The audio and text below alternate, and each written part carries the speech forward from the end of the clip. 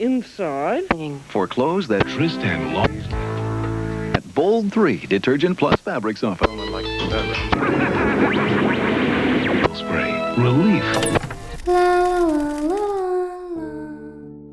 Alexander Trevyov was a Russian physicist who was a professor at Bashkir State University. One day, his grad student, Wan came to him with a hypothesis that many ancient tribes of Chinese immigrants fled China to escape the Mongols and repopulated in the northern Ural Mountains. There have been many reports of giant rocks with ancient Chinese characters carved into them. Alexander rented a helicopter and flew over the mountains for weeks, but turned up nothing. He finally had a breakthrough when he got a phone call from a man named Vladimir Kreniov. He said, "Are you searching for some stone slabs? I have a strange slab in my yard." End quote.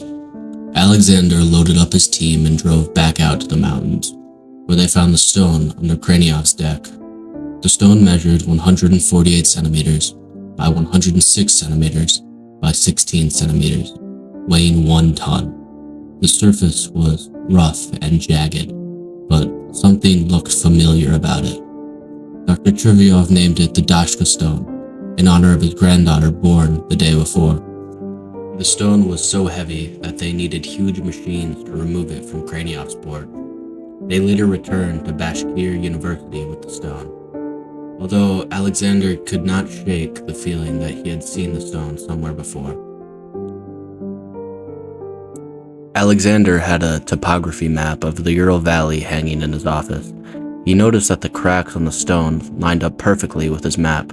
Reminiscing on the experience, he later recounted, "I understood that it was not a simple stone piece, but a real map, and not a simple map, but a 3-dimensional one.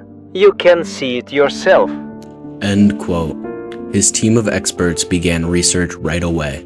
They were able to identify a region known as Ufa Canyon, an area known for its extremely unique topography. Using this landmark, they were able to find the rivers Belya, Yufminka, and Slatoka, concluding that the map was scaled to 1 to 1.1 kilometers. It consists of 3 layers. The base is 14 centimeters thick, made up of dolomite, a very common rock in the Ural mountain chain. The second layer is probably the most interesting, made of dipside. Dipside is a rare green gem, also known as a Siberian emerald. The third layer is composed of calcium porcelain, which is what we encase ceramic plates in to give them a little more protection and make them chip resistant. Alexander said, "The relief map has not been manually made by an ancient stone cutter. It is simply impossible. It is obvious that the stone was machined. X-ray photographs confirmed that the slab was of artificial origin and has been made with some precision tools." End quote. At first, their theory was that the map was made by ancient Chinese immigrants because of the vertical script in the top right corner. Alexander took his findings to Shanghai University to visit with the world's leading expert of ancient Chinese writing. Although he was stunned by Alexander's findings, he had never seen anything like it. It was immediately made clear that this was not ancient Chinese, or even remotely in the same family. It was actually much more similar to a different language, ancient hieroglyphs. Although, to this day, nobody has been able to identify the true meaning of what was written on the stone. As they investigated the stone, it only grew weirder. The map showed a giant irrigation system. In the Yufminka and Sutota River, the map showed 12 dams, each measuring from 300 to 500 meters across, 10 kilometers long, and 3 kilometers deep. To put this into scope, it would take over 1 trillion cubic meters of dirt to be moved to create these. Next came the mission to date these stones. They started with a routine uranium chronometer test, although it came back unconclusive. Their next best bet was to date the 2 fossils found in the stones. The first was Navikopsina, dating to about 500 million years old, while the second, Eucalyptus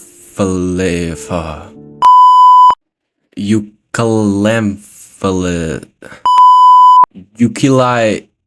Bro, who fucking names these? Well, the second Echiliomphalus was dated to 120 million years ago. After this find, Alexander said, The map we have is beyond the traditional perception of mankind, and we need a long time to get used to it. We have got used to our miracle. At first, we thought that the stone was about 3,000 years old, though that age was gradually growing till we identified the shells ingrained in the stone to sign some objects, though who could guarantee that the shell was alive while being ingrained in the map? end quote. After this find, it was sent to America for further study. Although, while refueling in Washington, D.C., they realized that the stone had vanished without a trace. And that, my friends, is the story of the Dashka stone. But now, it's time for me to debunk this. Alright, as cool as it would be for the Dashka stone to be real, it's not.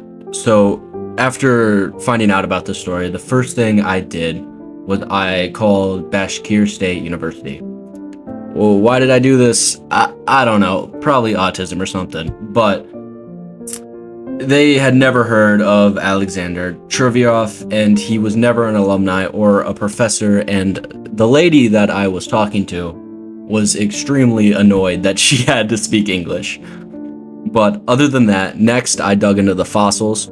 The first one isn't even real, and the one that I couldn't pronounce,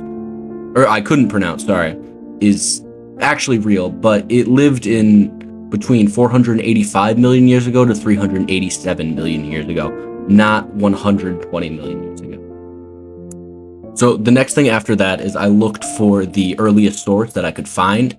I couldn't find anything before 2002, and this was supposed to be found in 1999. So that was a big red flag.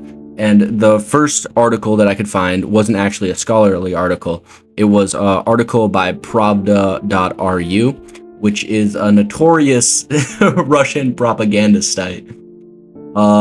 So they make articles like this and like this. So overall, I can say beyond a shadow of a doubt that this story is a complete hoax, and every video on the internet saying that it's true is full of shit.